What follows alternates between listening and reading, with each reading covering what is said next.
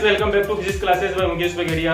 लगातार हम विभवमापी के बारे में ही पढ़ रहे हैं और पीछे वाली वीडियो में आपने पढ़ा था विभवमापी का अनुप्रयोग नंबर 1 यानी सेल का आंतरिक प्रतिरोध का मान ज्ञात करना।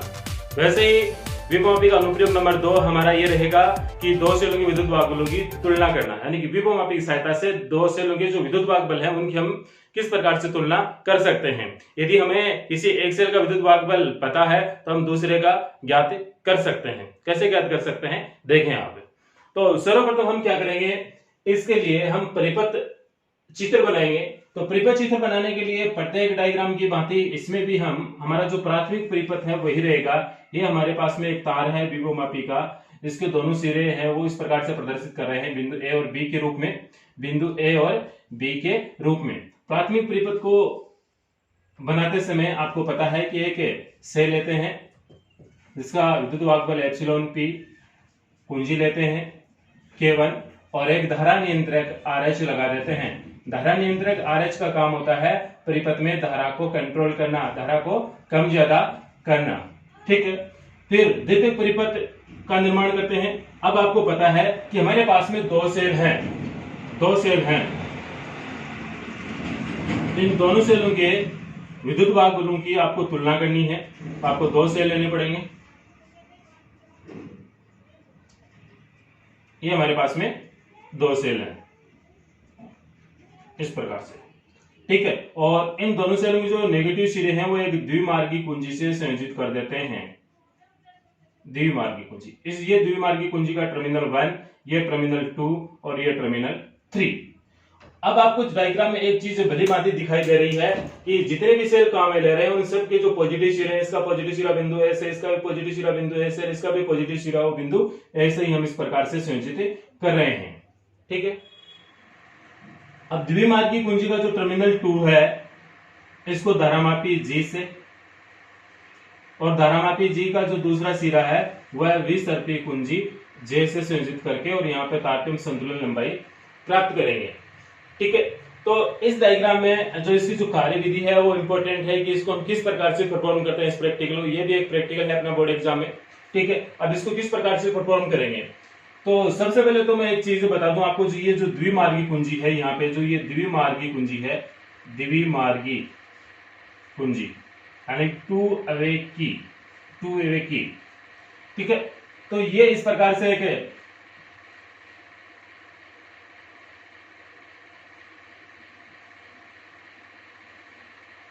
यानी कि इस प्रकार से यहां पर धातु की 3 पट्टियां हैं।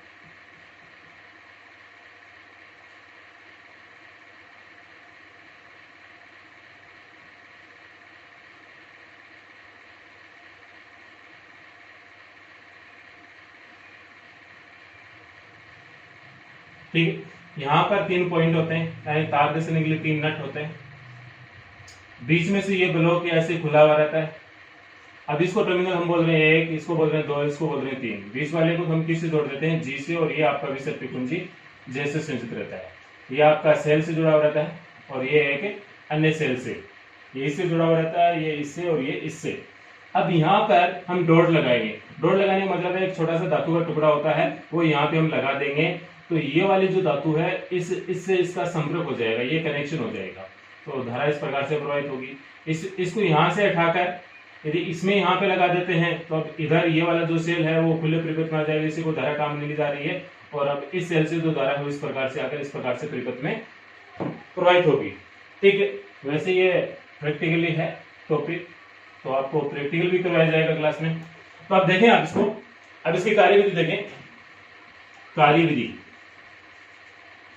कार्यविधि से पहले जो परिपथ की संरचना, जैसे मैं बोल रहा था कि सर्वप्रथम एक विभवमापी की बिंदु ए और बी के सन्निकरण में एप्सिलॉन पी विद्युत वाहक बल का सेल, इसके सन्निकरण में कुंजी और धारा नियंत्रक को चित्रानुसार संयोजित करके हम प्राथमिक परिपथ का निर्माण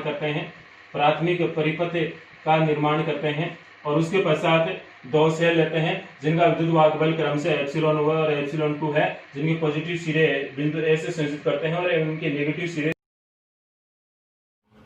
द्विमार्गी कुंजी के टर्मिनल 1 व 3 से संयोजित करके फिर टर्मिनल 2 को धारामापी G से तथा G को फिर विसर्पी कुंजी J से संयोजित करके इस प्रकार से हम द्वितीय परिपथ का निर्माण करते फिर हम लिखेंगे कार्यविधि। सर्वप्रथम कुंजी K1 में डॉट लगाते हैं, तो मैं यहाँ पे डॉट लगा रहा हूँ। जो है ना ये चिन्ह, ये इसको डॉट लगाना, यानी कि कुंजी इस प्रकार से होती है, दो प्रकार से, ये तो खुली कुंजी है और ये बंद कुंजी है। यानी कि ऐसा डॉट लगा हुआ है तो इससे धारा प्रवाहित होगी और इसमें अब धारा प्रवाहित यानी कि धारा प्रवाहित नहीं होगी।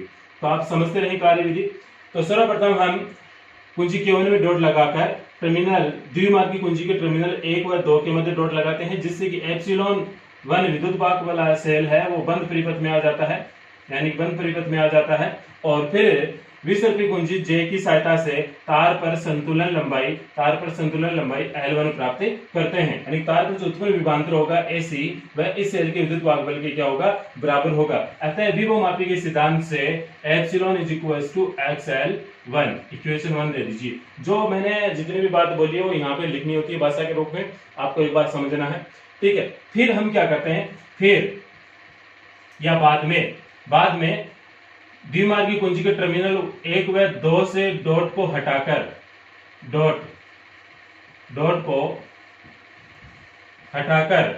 टर्मिनल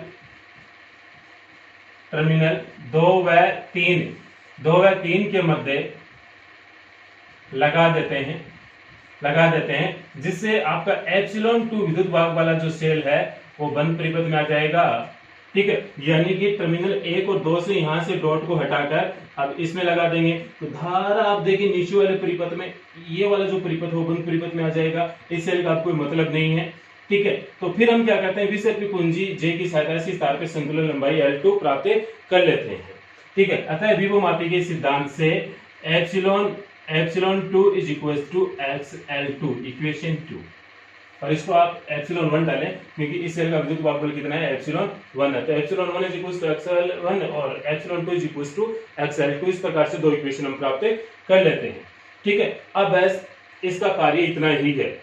फिर हम क्या करते हैं, समीकरण 1 में 2 का भाग देने पर, समीकरण 1 में 2 का भाग देने पर यानी कि epsilon 1 upon epsilon 2 is equal to XL1 upon XL2, x क्या हो गया, कैंसिल, तो क्या बचा, epsilon 1 upon epsilon 2 is equal to L1 upon L2, ये इस प्रकार से।